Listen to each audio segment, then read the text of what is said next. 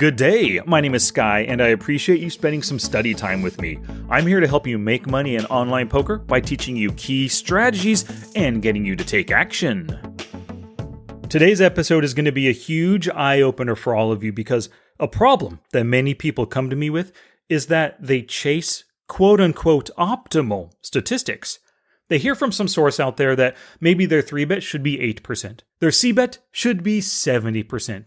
But they look at their stats and they don't see those numbers. So they start to cram in more 3-bets, cram in more C-bets kind of willy-nilly just to hit those quote-unquote optimal percentages. Well, after today, you will not be chasing optimal stats. Instead, you're going to use statistics to plug leaks, learn new strategies, and exploit your opponents. So strap in, whip out that poker journal. Excuse me while I whip this out. And go to the show notes page to help you take notes, smartpokerstudy.com/pod460. And take a look at the sidebar on the right. Sign up for the How to Win Online Poker Workshop. This is going to teach you the 3 secrets to become a standout winner in the micro stakes. Let's get it on. Gambate! Warm it all up! Everything you've got! Come on, you hate! You want to live forever? Chasing quote-unquote optimal statistics, that's a thing that a lot of players struggle with. When you hear a coach say something like, an optimal 3-bet percentage is 8%, that kind of makes you think that you must hit that percentage in order to be a winning player. So maybe you start to force 3-bets to hit this quote-unquote optimal percentage. But here's the key point. Do not chase statistics. Instead, I want you to use statistics to exploit your opponents, plug your leaks, build missing skills, and let your statistics fall where they may. Statistics are just numerical values for how you play.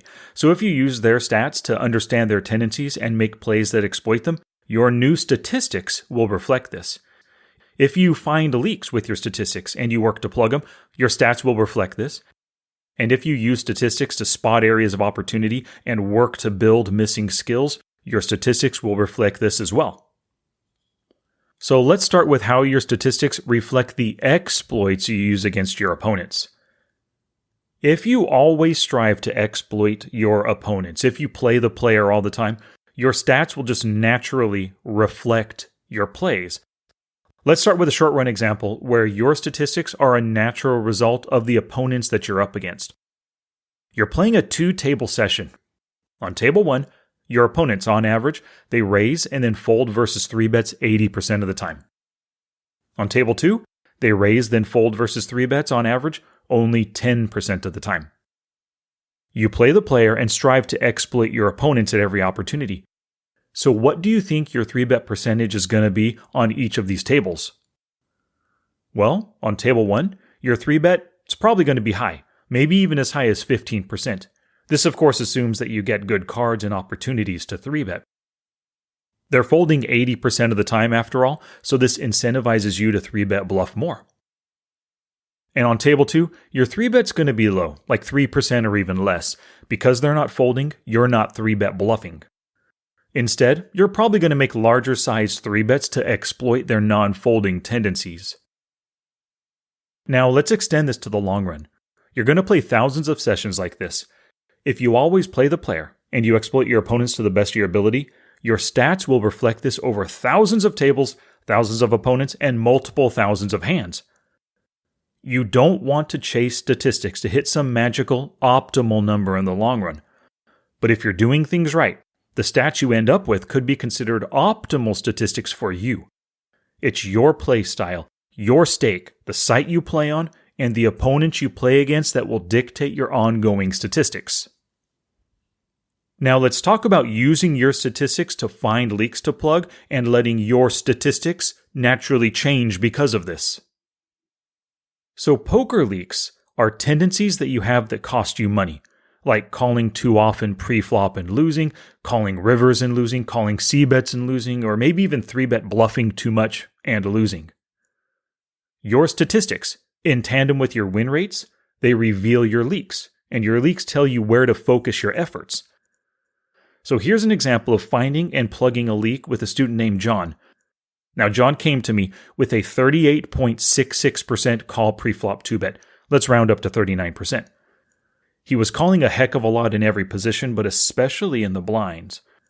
Right when I saw this number on the tracker, I knew it was going to be his biggest leak, and I confirmed that fact by filtering and looking at his calling win rates. And you can see a screenshot of this in the show notes page. When I filtered for call preflop 2-bet, it showed a horrendous negative 280 big blinds per 100 hands over 382 calls. So this means every call on average was costing him about 2.8 big blinds. His total calling losses were $104.64. And I did the math on this. If he had folded all 382 hands instead of calling, he would have saved himself $89.26 in losses. So yes, obviously this is a huge leak for him, and his statistics and win rates pointed this out. After seeing this, I gave John some calling strategies to use, some PokerForge videos to study, and we worked on it over a few weeks. He's now calling at just 4.69%, let's call it 5%, and he's actually earning money by calling. Over his most recent 202 calls, he earned $59.19 with a positive 238 big blinds per 100 hands. So each call, on average, is now earning him 2.38 big blinds. Leak plugged, and John didn't just notice a high calling percentage and decided to decrease it. Instead, he learned how much of a painful leak this was, he studied great strategy, and he turned calling into a winning play. This is the power of finding your leaks by analyzing your stats and win rates, and then, of course, working to plug those leaks. And after this process of finding and plugging leaks, your ongoing statistics and your win rates are going to naturally reflect the changes that you've put into your own game. And now for the final point, use your statistics to build missing skills and let your own statistics naturally change. So here's another student. His name is Roy. He plays on Ignition Poker, 10, 25, and 50 NL.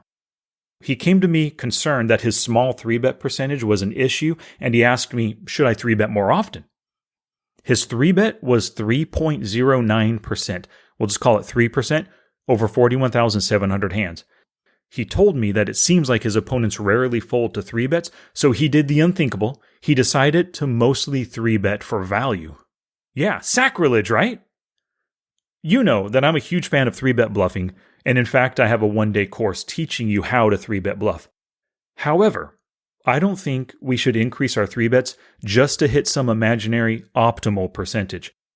If we're going to pursue more 3-bets, it should be in order to make more money. So Roy sent me his numbers. 44,700 hands, positive 8.18 big blinds per 100 hands, 3-bet at 3%. His 3-bet preflop success was at 37%. Now that just is how often your opponents fold to your 3-bets pre-flop. He also sent me his results when 3-betting. Over this sample size, he made 483 bets with a win rate of positive 779 big blinds per 100 hands, which means on average, he was earning 7.79 big blinds each time he 3-bet. Now, at 3%, he's an honest 3-better who rarely 3-bet bluffs, and he admits to this. I mean, his numbers speak to it, but he personally admitted it to me as well. And this is because his opponents just aren't folding often. That's why he's not 3-betting. They're only folding 37%.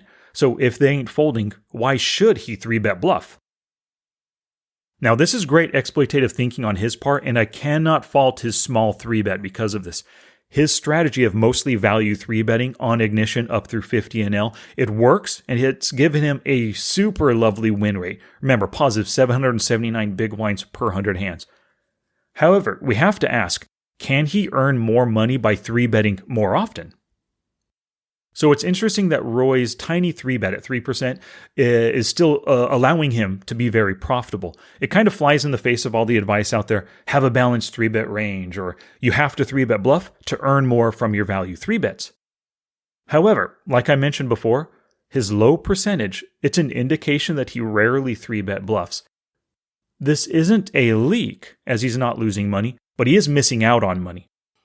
What if he learned to find and execute more profitable 3-bet bluffs? Let's do a simple thought experiment. Let's imagine this situation happens to him once every 100 hands. The loose and aggressive cutoff player open raises to 3 big blinds. Roy recognizes a great 3-bet bluffing opportunity, and he pulls the trigger and makes a bluff 3-bet to 9 big blinds. Both blinds fold, as does the cutoff. Roy just made a successful 3-bet bluff, and he earned 4.5 big blinds for it. Now, if Roy was able to pull off a bluff like this once every 100 hands, what does this do to his win rate? Yep, it would add 4.5 big blinds to his win rate. So it would increase from positive 8.18 to positive 12.68 big blinds per 100 hands. That's an increase of more than 50%. Now this gives Roy a great incentive to build his 3-bet bluffing skills. It's not just seeing his statistic is low, but seeing how much more he could earn by improving this skill. And because he's 3-bet bluffing more, his 3-bet percentage is going to naturally increase. Speaking of 3-bet bluffing, I have to thank these awesome poker peeps for picking up my one-day 3-bet bluffing course. They went to smartpokerstudy.com/3-bet bluffing course, saw what it was all about, made the purchase, and now they are crushing their opponents with 3-bets. So I want to thank Antonio Altamirano, Werner Taschner, Sean Knowles, Simone Ferrari, Dongyan Wang, Mario Resendez, Niralala Andrianatovo, Yaroslav Vrana, Michael Dube, Donald DeGroff, Alberto Preti, Michael Kane, Liam Weston, Renee Amberger, Chris Galbraith, Jerry Smith, Gary Hurlbutt, Gerald Crone, Tony Martinez, and Susan Braniff. If you want to become profitable 3-bet bluffers like these poker peeps, go to smartpokerstudy.com/3-bet bluffing course right now. Challenge! Here's my challenge to you for this episode. Use your statistics and win rates to find your own areas of opportunity so you know where to focus your efforts for maximal gains. You can download a free stats and win rates tracker on the show notes page, and there's 2 videos there showing you how to use the tracker and how to analyze your numbers. After you record your numbers, do just that, analyze them. Are there any numbers that stand out to you? Maybe you're overly honest or bluffy in certain spots. Do your statistics indicate any easy exploits your opponents can use against you? Are you using their statistics in-game to exploit them? Are there any big losing win rates that indicate leaks you should work on? Now it's your turn to take action and do something positive for your poker game. Oh, that's it now. Get out there and be somebody. Go write a book.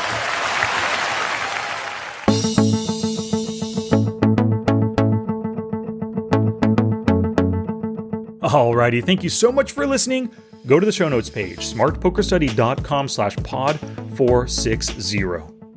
Download that stats and win rates tracker, watch the 2 videos, and get to work right now using your stats, not chasing stats.